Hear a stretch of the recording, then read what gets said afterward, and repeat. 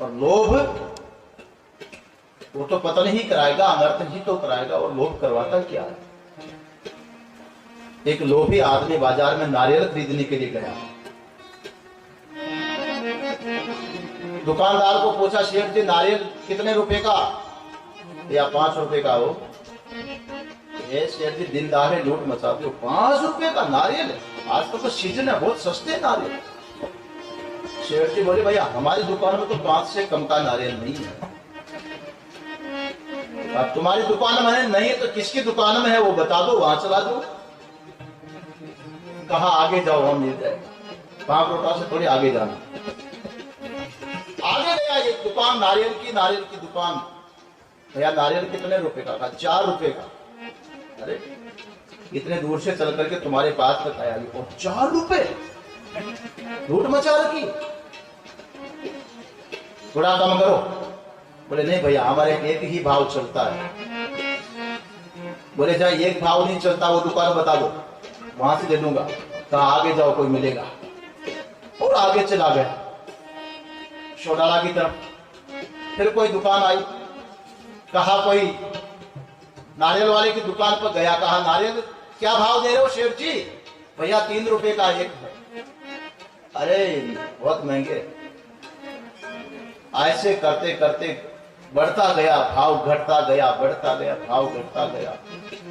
एक दुकान में अंत में किसी सेठ ने को पूछा नारियल कितने रुपए का? कहा भैया 50 पैसे का एक नारियल है। सेठ जी बहुत दूर से चल के आया हूं, इतना महंगा नारियल खरीदने नहीं आया हूं, और कम करो। सेठ जी समझ गए कि इससे कम रेट का नारियल मार्केट में कहीं नहीं हो सकता। कहा भैया बाजार में तो इससे कम रेट का नहीं मिलेगा। वो कहा मैं तो बिना बाजार भी चला जाऊंगा, बताओ तो सही। शेठ जी ने कहा बगीचे में चले जाओ जहां पैदा होते हैं। बगीचे में चला गया। बगीचे वाले को पूछा भाई साहब नारियल मिलेंगे तुम्हारे बगीचे में? बोले हाँ राम जी राजी है, क्या कमी है, बहुत नारियल लगे हैं, ले जाओ। कहा कितने का? वो पुराने जमाने का किसान करने लगा, मैं बेचने वाला व्यापारी नहीं हूं, तुमको जितना चाहिए ले जाओ। भगवान ने दिया है तो तुम ले जाओ, जितना चाहिए ले जाओ। बस इतना है कि चढ़ करके तुम्हें तोड़ो, जितना ले जा सकते हो ले जाओ। अब नारियल के पेड़ पर चढ़ना बड़ा मुश्किल। एक कोई पेड़ देखा जरा टेढ़ा था, वो टेढ़े पेड़ के ऊपर चढ़ गया, जैसे तैसे चढ़ा और नारियल तोड़ने लगा। वो रखने के लिए जो पुराने जमाने का गांव का आदमी धोती कुर्ता पहना हुआ पटेल जी की तरह, और पटेल जी नहीं थे, वो और ही था। अब कहीं धोती का पायचा बना करके वहां डाल दिए, कहीं इधर डाल दिए, कहीं तोड़ तोड़ के भरने लगा। सोचा पकड़ के हैं और चढ़ाऊं ऊपर को, इतना लेस। वो नारियल तोड़ते तोड़ते नारियलों से लद गया और बैलेंस बिगड़ा, पैर फिसल गया तो ढुढ़क करके नीचे की तरफ गिरते गिरते बचा। और नारियल में टहनी तो होती नहीं, पत्ते ही होते, पत्ता पकड़ में आ गया, उसको पकड़ के लटक गया। अब चिल्लाने लगा बचाओ बचाओ, मरा मरा बचाओ। इतने में कोई एक हाथी वाला आया, देखा बेचारा चढ़ा होगा और मरते मरते बचेगा, चलो इसकी रक्षा करो। हाथी को ले जाकर के नीचा खड़ा किया, और हाथी भी नहीं पहुंचा वहां तक। वो हाथी पर बैठा हुआ व्यक्ति हाथी के ऊपर खड़ा हो गया, फिर हाथ ऊपर किए तो भी लगभग 1 फुट और ऊपर रह गया। तो हाथी पर चढ़े हुए आदमी ने सोचा छलांग लगा करके पैर पकड़ करके ऐसे नीचे उतार दूंगा।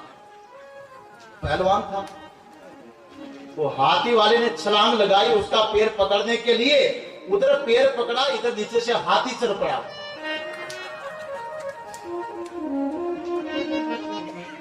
दो लटक गई।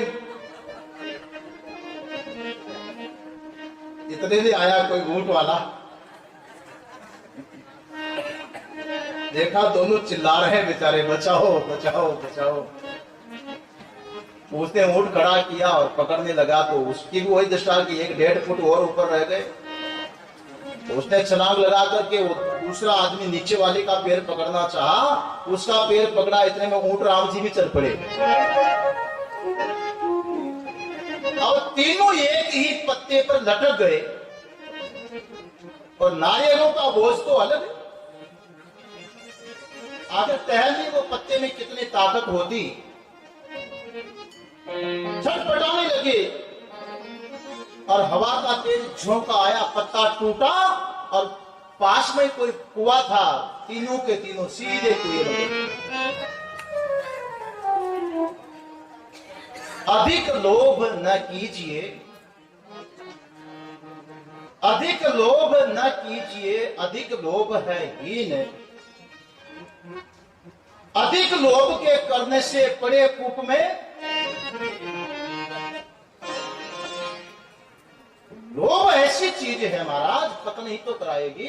कुएं में नहीं गिराएगा तो गिराएगा कौन? अर्जुन कहने लगा महाराज इस बात को मैं अच्छी तरह से जानता हूं।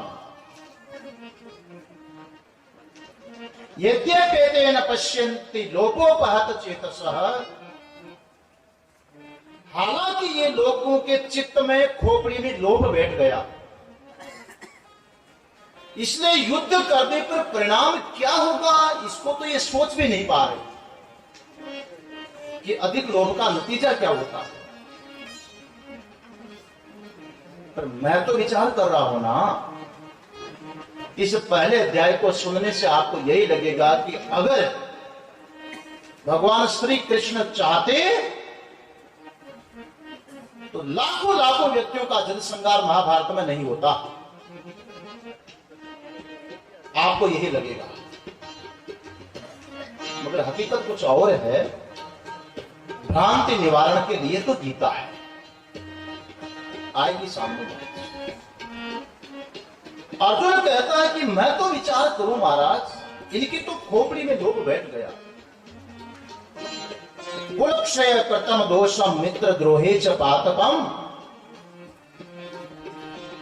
देखो युद्ध यदि होगा तो जनसंहार तो होना है, और अपने ही कुल के वंश के लोग हैं तो युद्ध करने वाले को एक दोष तो लगेगा, कुल क्षय कृतम दोषम, अपने ही कुल को मारने का दोष लगेगा। और फिर सब अपने मित्रजन, इनसे विरोध करने का पाप लगेगा। मित्र से विरोध नहीं किया जाता है, मित्र का धर्म कल बता रहा था मैं। मित्र कौन है? पापान निवारयति योजयते हिताय, वयम निगूहति गुणान प्रकटीकरोति, आपदगतं न जहाति ददाति काले, सनमित्र लक्षणमिदं प्रवदन्ति सन्तः। भर्तृहरि ने कहा है अच्छे मित्र के ये लक्षण है। पापान निवारयति योजयते हिताय, अपने मित्र को पाप कार्य से निवृत्त करो, पाप कार्य से बचाओ। आपका दोस्त है और कोई गलत पाप कर्म कर रहा है, आपका कर्तव्य बनता है उसको समझा बुझा करके उस गलत काम से हटाओ। पापान निवारो योजयते हिताय, और अपने मित्र के हित की, भलाई की, अच्छाई की योजना बनाओ कि इसका भला किसमें है। वयम निगूहति गुणान प्रकटीकरोति,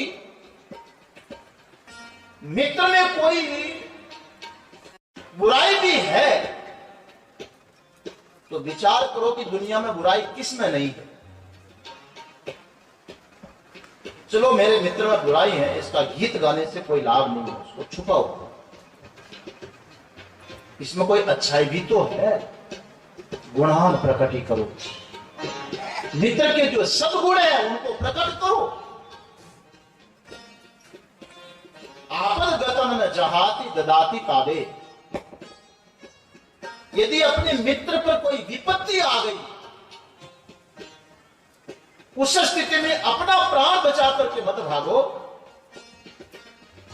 मित्र रक्षा के लिए अपने को मिटा दो। लक्षण तो ये है,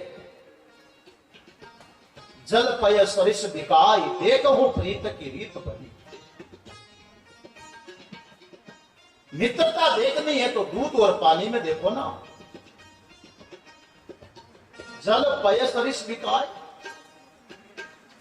देखो उस दूध का हृदय। बंशी तो यही है कि कहीं गए?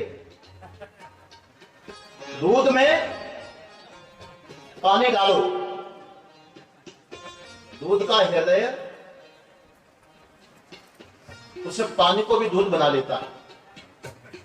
वही मिठास, वही सफेदी, दूध ने पानी को दूध बना लिया। और उसका परिणाम ये हुआ कि जल पय सरिस बिकाय। बाजार में जाओ, दूध क्या भाव है? 30 रुपए लीटर। वो डाला गया पानी भी 30 रुपए लीटर बिका। है दोस्ती? और जब दूध पर विपत्ति आई, चूल्हे पर चढ़ाया, नीचे से आंच लगी, और आप कहते हो जरा रुको, थोड़ा दूध गर्म हो रहा, दूध लेकर के जाना। दूध गर्म हो रहा, मगर दूध और पानी दोनों में विपत्ति आ गई। तब पानी कहने लगा दूध,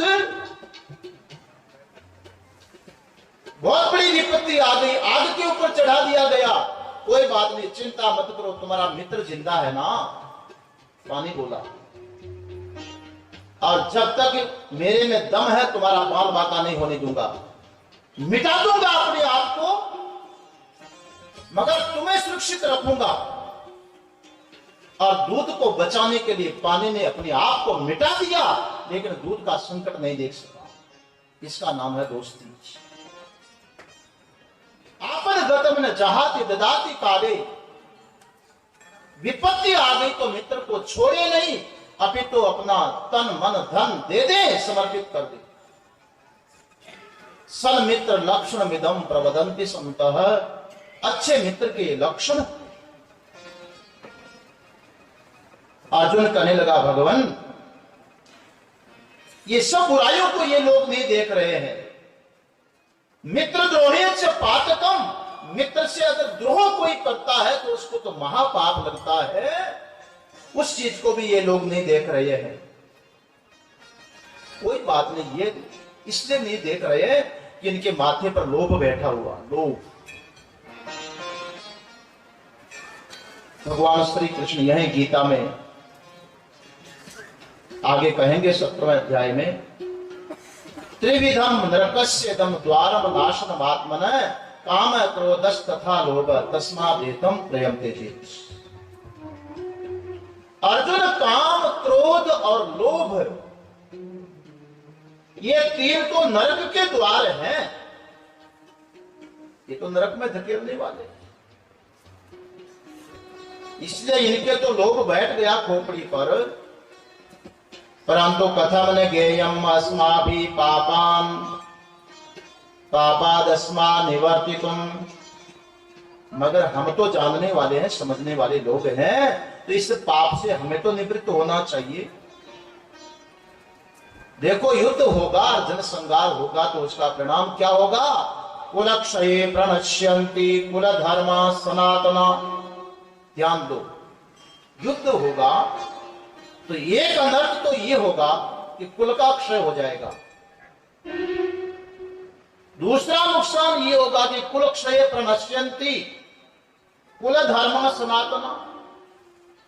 पहला कुल का नाश, ये अनर्थ होगा, और कुल का नाश होने पर दूसरा अनर्थ होगा कि जो सनातन कुल धर्म है वो नष्ट हो जाएंगे। कुल धर्म होता है, परंपरा का जो धर्म होता है, मर्यादा का धर्म होता है।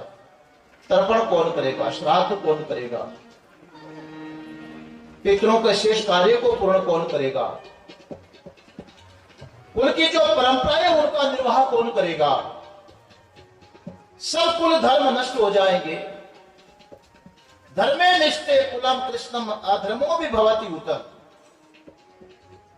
और जब धर्म नष्ट हो जाएगा तो अधर्म पैदा होगा। ये तीसरा नुकसान। कुल नष्ट हुआ, कुल धर्म नष्ट हुआ, अधर्म पैदा हो गया।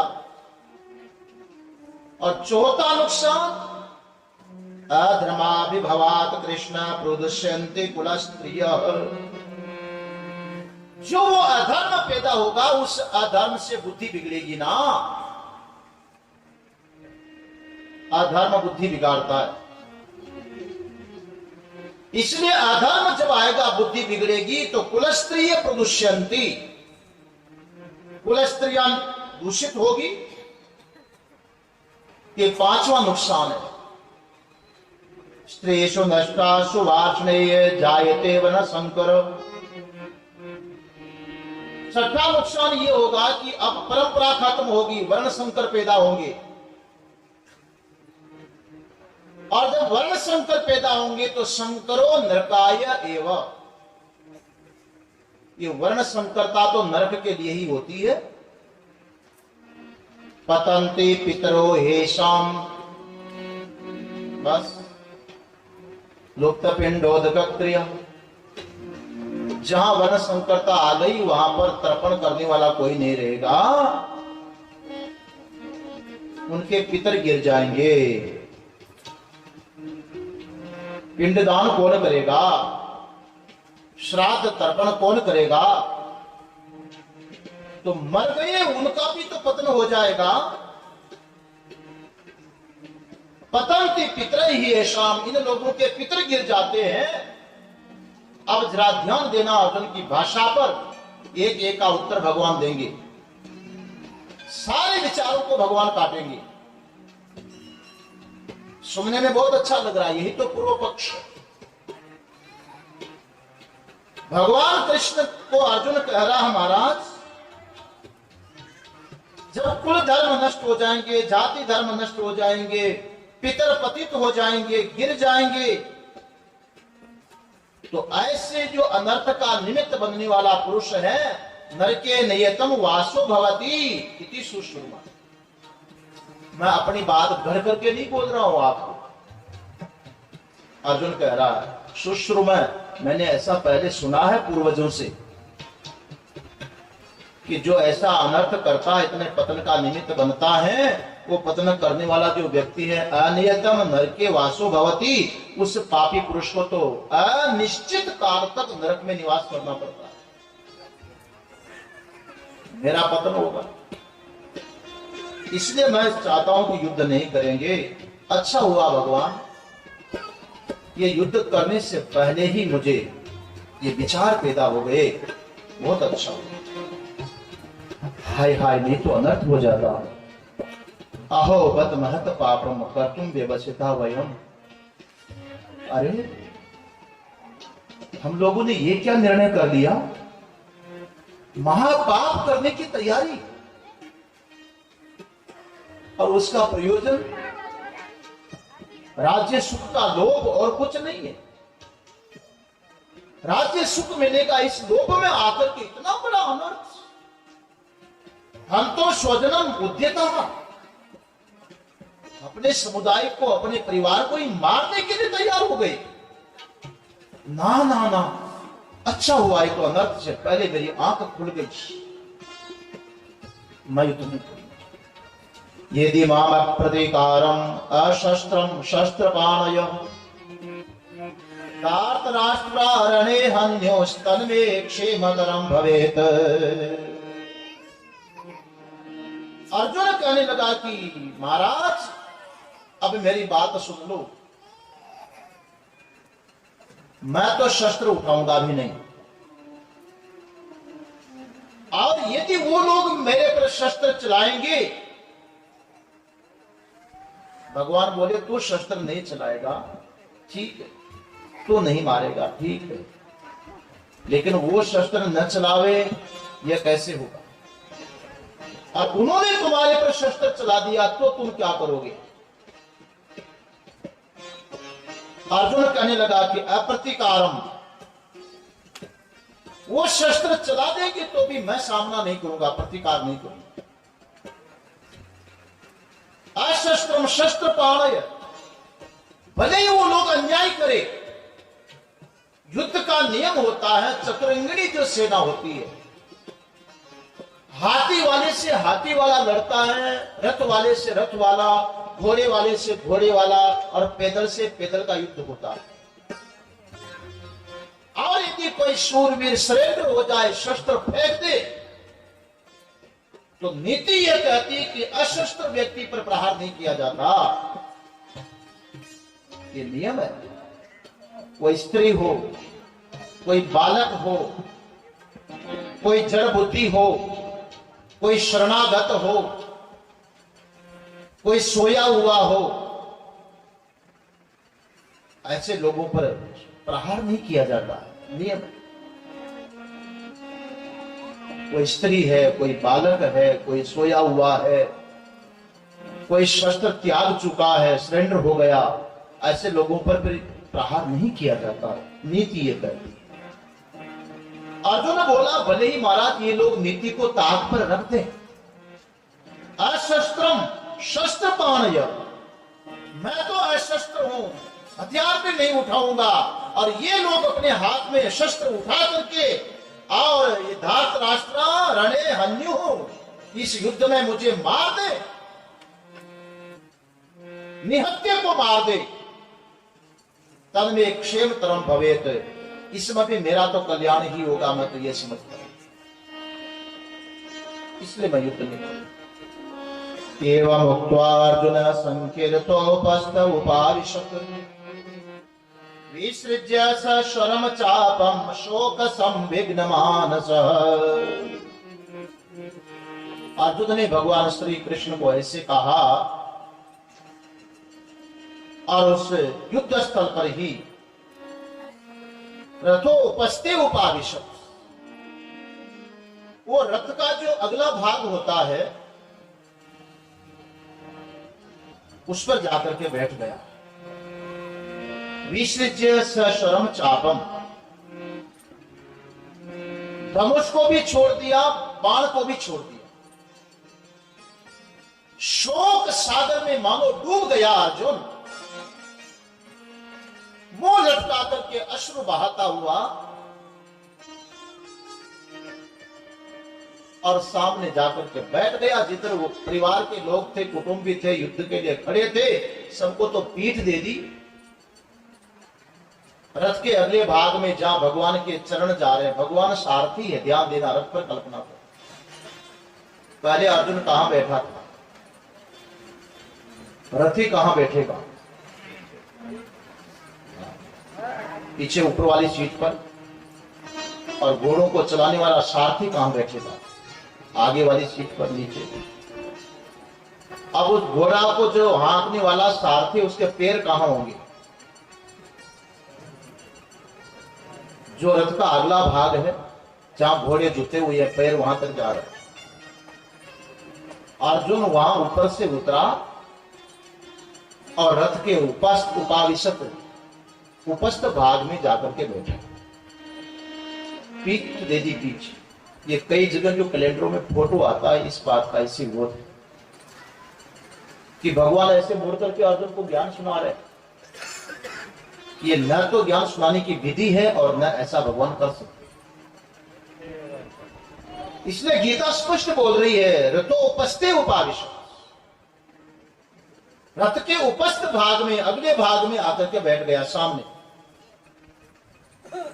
और धनुष बाण सब छोड़ दिए, बस शोक सागर में डूब रहा है। अब ये बताओ, इस समय जो अर्जुन को शोक हो रहा है, शोक कब होता है? अध्याय पूरा हो रहा है, इसलिए थोड़ा विचार करें फिर आगे बढ़े। शोक कब होता है?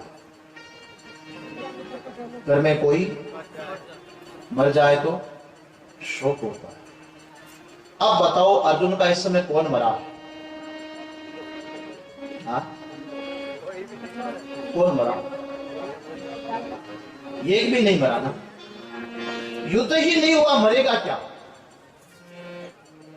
और मरने से पहले ही शोक सागर में डूब गया। किसको लेकर के? युद्ध करूंगा तो ये सामने है, मर जाएंगे, और जो हमारे पहले मर गए थे पूर्वज, उनको तर्पण देने वाला नहीं होगा तो वो नीचे गिर जाएंगे। अब किसका चिंतन कर रहा है अर्जुन? हो जाएगा या हो चुका है, इन ख्यालों में खो करके शोक में डूब रहा। प्रिय सज्जनों, आप लोगों में तो ऐसा नहीं होगा कि होता है। कोई अर्जुन बैठे हैं शोक सागर वाले, अगर बैठे हो तो भूत में भी मत जियो, भविष्य में भी मत जियो, वर्तमान में जीना आ जाना चाहिए। अर्जुन इसीलिए शोक सागर में डूब रहा है कि वर्तमान में नहीं जी रहा। ऐसा क्यों हो गया, ऐसा क्यों, कैसे होगा, इस चिंतन में रात और दिन व्यक्ति डूब रहा है, शोक सागर में डूब रहा है। गीता सज्जनों केवल इस अर्जुन के लिए नहीं है। हम जितने भी लोग बैठे, हम सब अर्जुन है, क्योंकि हम भी श्रेयकामी हैं। प्रेय हमको नहीं चाहिए, हम श्रेयकामी है। और शोक है, दुख है, किस बात का दुख? बस दुख इसी बात का है कि जो हम चाहते हैं वो होता नहीं।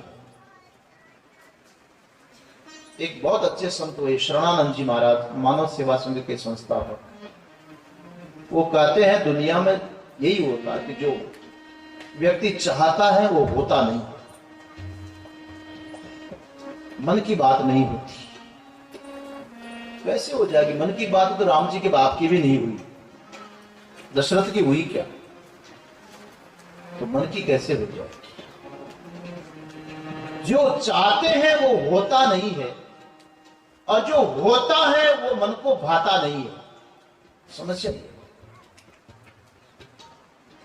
जो मन चाहता वो होता नहीं, और जो होता है वो मन को भाता नहीं। ये बहुत बड़ी दिक्कत है। अर्जुन यही देख रहा है यहां पर कि मैं चाह रहा हूं वो नहीं हो रहा, इसलिए शोक सागर में डूब गया। अब इसके बाद क्या हुआ? तब संजय धृतराष्ट्र को बताने लगा कि महाराज, जो आपने पूछा था कि किमा अकुर्वत, कोई विशेष घटना क्या घटी? कहा युद्ध होने से पहले ही ये घटना तो ये घटी। ऐसे अर्जुन की दशा हुई। मन में धृतराष्ट्र तो बड़ा प्रसन्न हो रहा था कि अर्जुन घबरा गया, मानो ये तो बहुत अच्छा हुआ, तो फिर युद्ध कैसे हो गया? 10 दिन हो गए युद्ध होते होते, और पितामह भीष्म शरशय्या पर सुला दिए गए। अरे इतना अच्छा होता तो कितना बढ़िया होता, फिर ये युद्ध कैसे हो गया?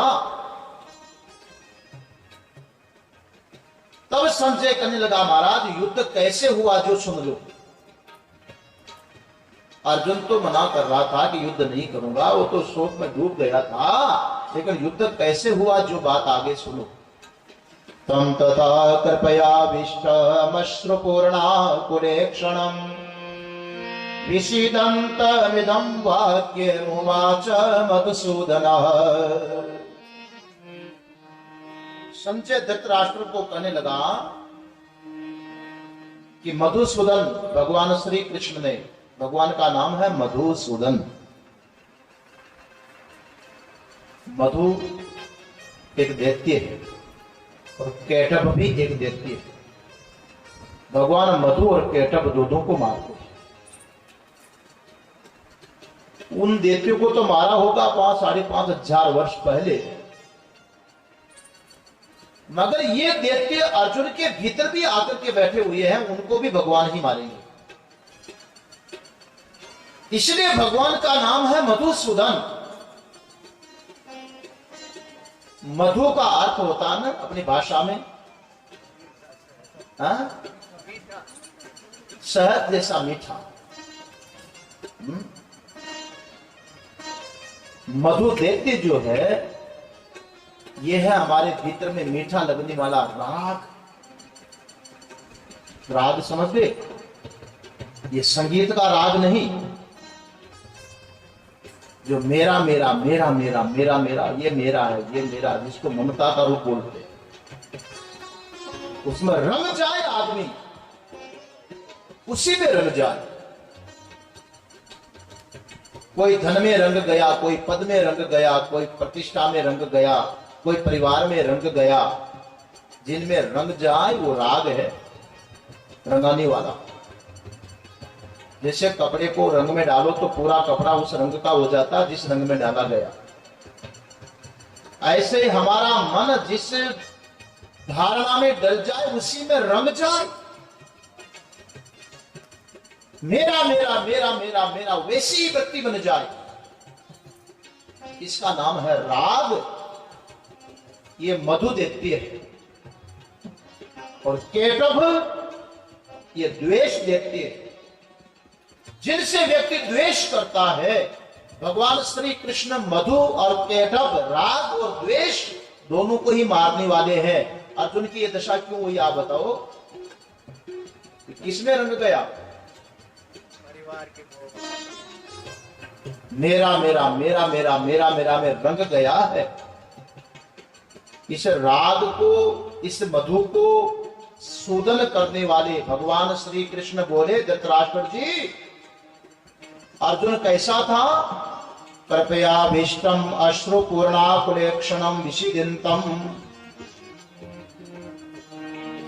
संजय कहने लगा कि अर्जुन का तो तन मन और वाणी तीनों ही बिगड़ गई।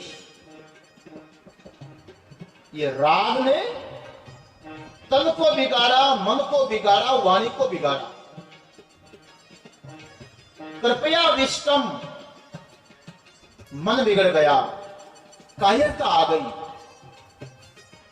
अश्रु पूर्णाकुलेक्षणम, आंख में पानी बहने लगा, नेत्र व्याकुल हो गए। कोई व्यक्ति पर खतरा हो, कोई दुश्मन सामने तलवार उठा करके खड़ा है या बंदूक तान करके खड़ा है, और वो देखता है कि ये तो मेरा साक्षात काल है, और जिसके ऊपर तलवार या बंदूक लेकर के कोई सामने खड़ा हो, वो जो व्यक्ति है जिसका काल ला रहा है, उस समय उसकी दृष्टि कैसी होगी आप सोचो।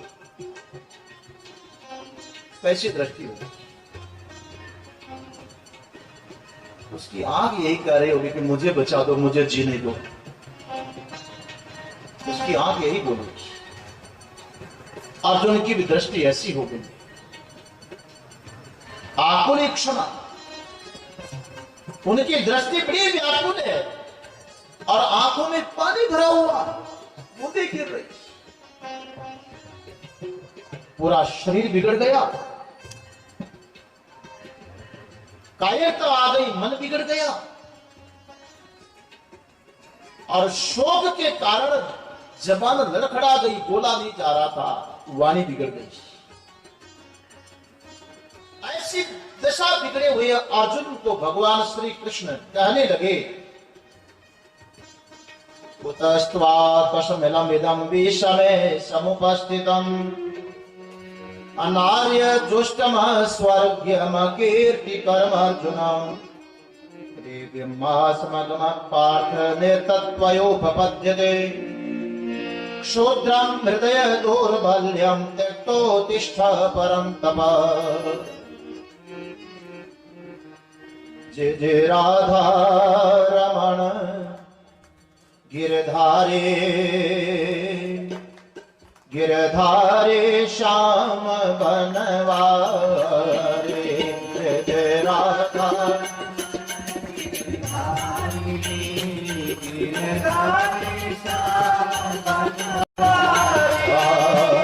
जय जय राधा रमण गिरधारे गिरधारे श्याम बनवारे। जय जय राधा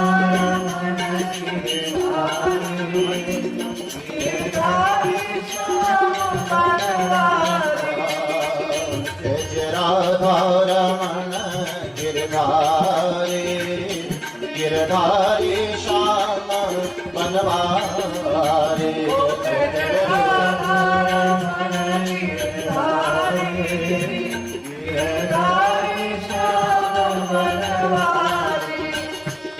तक अर्जुन अपनी बात बोल रहा था, उसी को संजय धृतराष्ट्र को सुना रहे थे। अर्जुन ने जितना भी ज्ञान बघारा, भगवान कृष्ण चुपचाप सुनते रहे। और जब अंदर से सहमत नहीं थे भगवान, और अर्जुन ऐसी दलीलें दे रहा था कि ये होगा, वो होगा, नरक में जाना पड़ेगा, पतन हो जाएगा, तब भगवान का चेहरा कैसा होगा आप सोचो। कोई व्यक्ति, बालक होता है, बालक, एक बच्चे को बिच्छू काट गया हो, पेट में दर्द हो रहा हो, और जब वो बालक रोता है, उसकी दशा देख करके मां रो पड़ेगी कि नहीं, बोलो, हाँ? रो पड़ेगी ना। और वही बालक जब मां की गोद में आने के लिए रो रहा हो, और मां चाहती है कि अभी बहन की गोद में खेले, मैं रोटी बना लूं, घर का काम कर लूं, और बहन की गोद में बेटा जब रोने लगता है, तो क्या बहन की गोद में रोते हुए को देख कर मां भी रो पड़ेगी? तो क्या करेगी, बोलो, हंसेगी ना। और बहन को ये कहे कि अरे तू थोड़ा दूर ले जा इसको। उसको पता है कि कहां से रो रहा है, रोने का निमित्त खास काम का है या बगावती रो रहा है, जिसके बिना काम चल सके उसके लिए रो रहा है। मां को पता है ना, जब पेट दर्द है, सचमुच में बच्चे को भूख लगी हो, कोई बिच्छू काट गया, असह्य पीड़ा है, उस पीड़ा को मां सहन नहीं कर सकेगी, क्योंकि वो सच्ची पीड़ा है। और जब बनावटी रोएगा तो मां भी हंसेगी। बस सोच लो कि अर्जुन का रोना कैसा। भगवान तो इसको जानते हैं, अर्जुन की ये दशा हो गई, और भगवान श्री कृष्ण अंदर ही अंदर हंस रहे होंगे कि देखो मुझे भी बेवकूफ बनाना चाहता है, बड़ा ज्ञान सुना रहा है गुरु। ये भगवान सोचने लगे, क्या जवाब देंगे भगवान, देखिए। जय जय राधा रमण गिरधारी श्याम कनवारे, जय जय राधा रमण गिरधारी, गिरधारी श्याम कनवारे, जय जय राधा रमण गिरधारी, गिरधारी श्याम कनवारे, जय जय राधा रमण गिरधारी, गिरधारी श्याम बनवारी, जय जय राधा रमण गिरधारी, गिरधारी श्याम बनवारी, जय जय राधा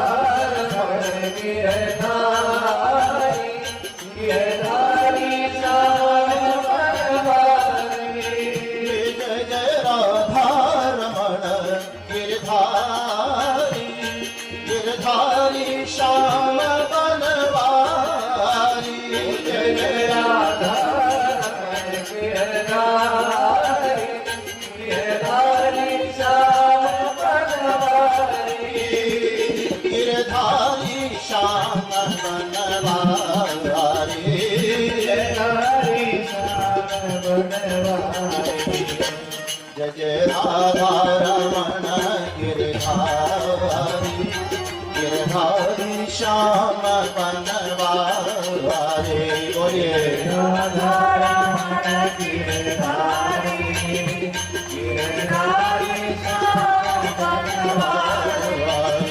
जय जय राधा रमण गिरधारी गिरधारी श्याम बनवारी जय जय राधा रमण गिरधारी गिरधारी श्याम बनवारी जय जय राधा रमण